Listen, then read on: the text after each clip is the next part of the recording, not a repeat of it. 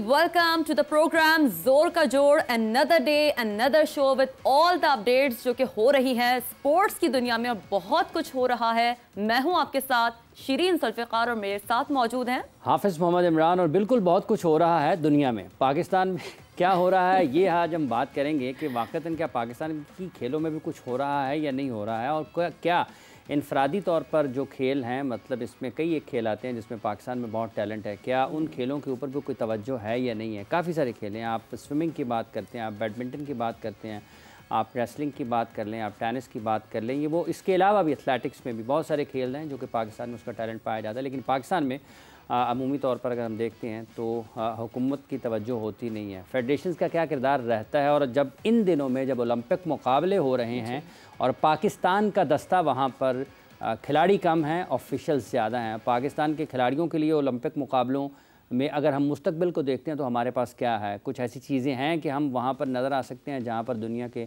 बेहतर ममालिक हैं। आबादी के एतबार से तो हम दुनिया के बड़े ममालिक में शुमार होते हैं, लेकिन जब हम अपने दस्ते के ऊपर बात करते हैं तो कोई बहुत ज़्यादा हौसला अफजा नहीं, बड़े मायूस कुन सूरत हाल है। बिल्कुल ऐसे ही है। लेकिन सर वो जो 11 ऑफिशियल्स गए हैं सपोर्ट ही तो करने गए ना आपके 7 एथलीट्स। हाँ, मैं उस पर भी कुछ लोगों को बताना नहीं चाहता हूँ, लेकिन बता देता हूँ कि थोड़ा बहुत कि पता नहीं कौन कौन चला गया है।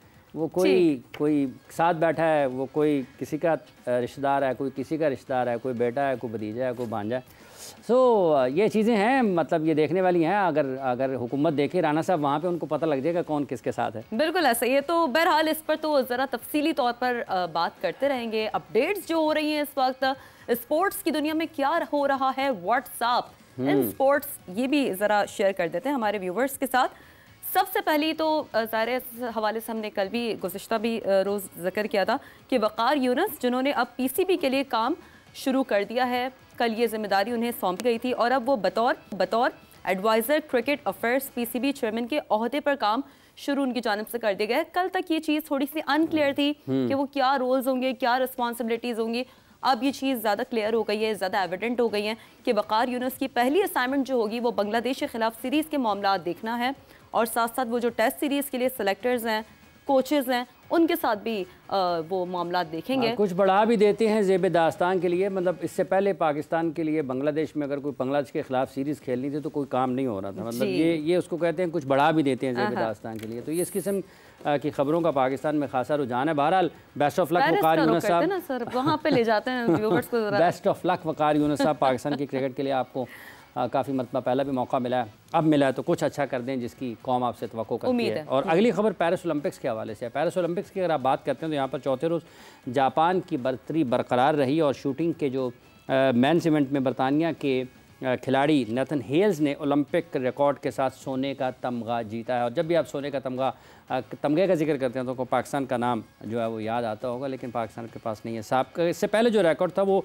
चेक रिपब्लिक के शूटर हैं जिनके पास था, जिन्होंने टोक्यो ओलंपिक्स में 43 पॉइंट्स बनाए थे। इन्होंने 48 पॉइंट्स जो हैं वो स्कोर किए और इस तरीके से इन्होंने रिकॉर्ड भी बनाया और तमगा भी अपने मुल्क के लिए जीता है। ठीक है जी, चीन ने चांदी और ग्वाटेमाला ने कांसी के तमगे हासिल किए। अमेरिका ने सोने का तमगा वेमेन आर्टिस्टिक जिम्नास्टिक में हासिल किया और इस इवेंट में इटली ने सिल्वर और ब्राज़ील ने ब्रॉन्ज मेडल जीता। स्विमिंग के वेमेन 100 मीटर के बैक स्ट्रोक में ऑस्ट्रेलवी पैराग कैली मैक्यून ने नया ओलंपिक रिकॉर्ड कायम किया है और उन्होंने ये रिकॉर्ड कायम करते हुए सोने का तमगा भी जीता है। उन्होंने टोक्यो ओलंपिक में अपना ही बनाया हुआ रिकॉर्ड भी तोड़ डाला। इसी इवेंट में चांदी और कांसी के तमगे अमरीकी खिलाड़ियों ने हासिल किए। रिकॉर्ड्स तो होते ही इमरान साहब तोड़ने के लिए हैं, और नए ओलंपिक्स तो ये मौका देता है खिलाड़ियों को कि वो नए रिकॉर्ड्स बनाएं।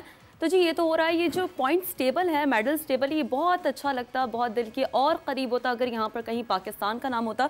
लेकिन अनफॉर्चुनेटली जो परफॉर्मेंस है, जो खिलाड़ियों की कारकर्दगी है, वो बहुत ही मायूस कुन है।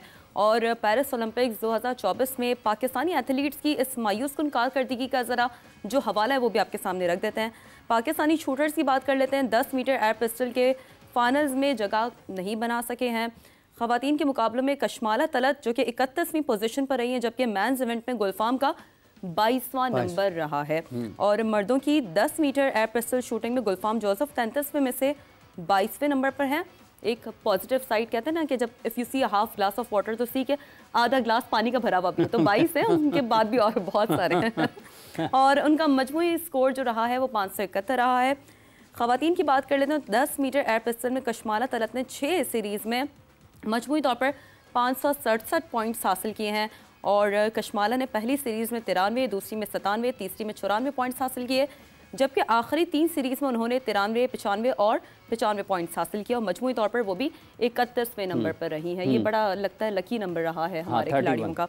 और मिक्स टीम की बात कर लेते हैं तो इवेंट में पाकिस्तान के गुलफाम जोसेफ और कशमाला तलत ने 600 में से 571 पॉइंट्स बनाए और पाकिस्तान की 17 में से 14वीं पोजीशन रही है। पाकिस्तानी शूटर्स 10 मीटर पिस्टल के तमाम इवेंट से बाहर हो गए हैं। बहुत ही भारी दिल के साथ, बहुत ही अफसोस के साथ ये बहरहाल रिपोर्ट करना पड़ रहा है। जाहिर सी बात है, काम है हमारा आप तक जो भी हो रहा है लाइव अपडेट्स वो व्यूवर्स के सामने रखें।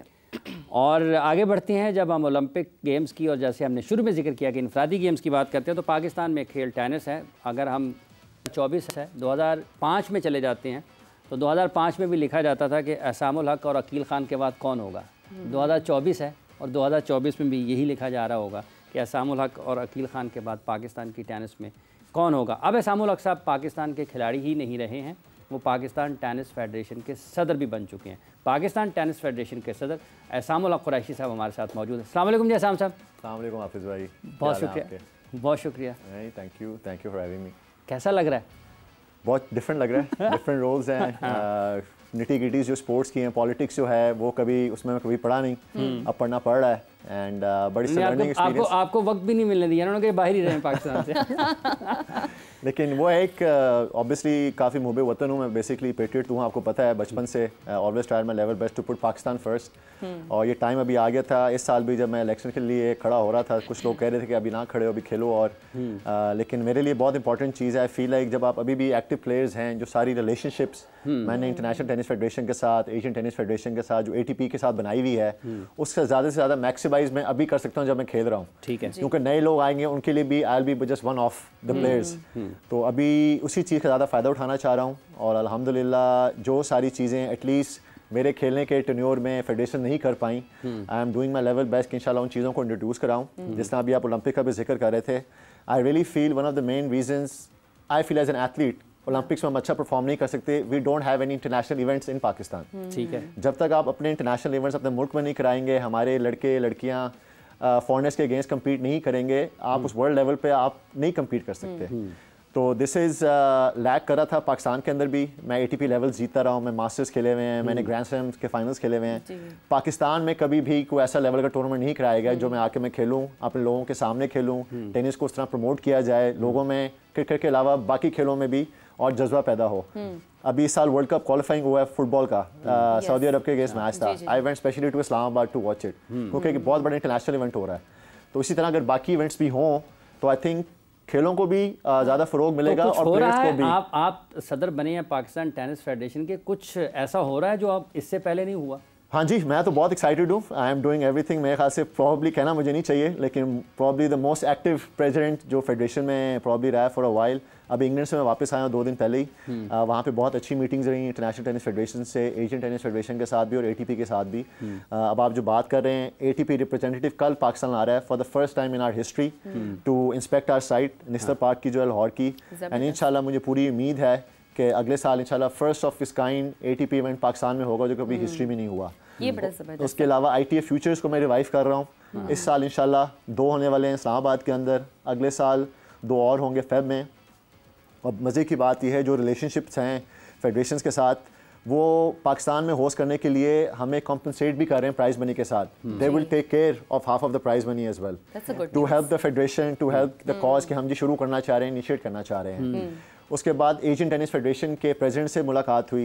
अंडर 16 एशियन चैंपियनशिप्स होती है, क्वालिफाइंग्स होते हैं जो हम हर साल अपने बच्चों को भेजते हैं। अगले साल पाकिस्तान वो अंडर 16 एशियन चैंपियनशिप होस्ट करेगा for the very first time in Pakistan history 2025 में। हाँ जी, इंशाल्लाह फेब में होंगी। और more than 20 Asian countries under 16 के बॉयज एंड गर्ल्स पाकिस्तान में आके कम्पीट करेंगे। 20 मुल्कों के इंशाल्लाह, सारी एशियन जो कंट्रीज होंगी हमारी इंशाल्लाह टेनिस की। तो ये सारी चीज़ें कर रहा हूँ। और उसके अलावा अपने बच्चों को ग्रूमिंग कर रहे हैं, बाहर की अकेडमीज में जाकर ट्रेन करें। हमारे 3 बच्चे अभी अंडर 12 के कजाकिस्तान जा रहे हैं to train for a month. Kazakhstan tennis federation के साथ हमने मुआहदा तय किया है। तो ये सारी चीज़ें कर रहा हूँ जो पहले एटलीस्ट मेरे होते हुए नहीं हो रही थी। ये सारी बातें सुन के तो जिस तरह से हमने स्टार्ट लिया था, जो हमने अभी जो हो रहा है जो ओलंपिक्स की दुनिया में, उससे हमने बहुत सैड स्टार्ट लिया था, लेकिन आपकी बातें सुन के बहुत ज़्यादा एक उम्मीद नज़र आ रही है कि बहुत कुछ बेहतर हो सकता है। लेकिन डेफिनेटली वहाँ पर हम बात करते हैं कहीं ना कहीं गैप्स की जो कि अभी तक आते रहे हैं। वहाँ पर इस बात का जिक्र करना भी इमरान बहुत ज़रूरी है कि अभी तक कहाँ पर लैकिंग रही है। क्या अकेडमीज हमारे यहाँ इस तरह का एक्सपोजर दे सकी हैं, नहीं दे सकी हैं? टैलेंट हंट उस तरह से हो सका है इमरान या नहीं हो सका है? बिल्कुल ऐसे ही है। लेकिन असाम साहब, बहुत सारी गुफ्तगू आपसे करनी है, और चूंकि हमने इससे पहले आपसे जितनी भी बात हुई है वो एक असामुल हक टेनिस प्लेयर की हैसियत से हुई है। आज आप एक मुंतजिम की हैसियत से हैं, एडमिनिस्ट्रेटर की हैसियत से हैं, तो वो जो मसाइल आपको बहसीत खिलाड़ी सामना करना पड़े सारे वक्तों में, 20 साल से ज़ायद का आपका इंटरनेशनल करियर है, हम ये जानने की कोशिश करेंगे कि क्या मसाइल आपको जिनका सामना करना पड़ा और आप अब क्या कर रहे हैं कि आने वाले लोगों को उन मसाइल का सामना ना करना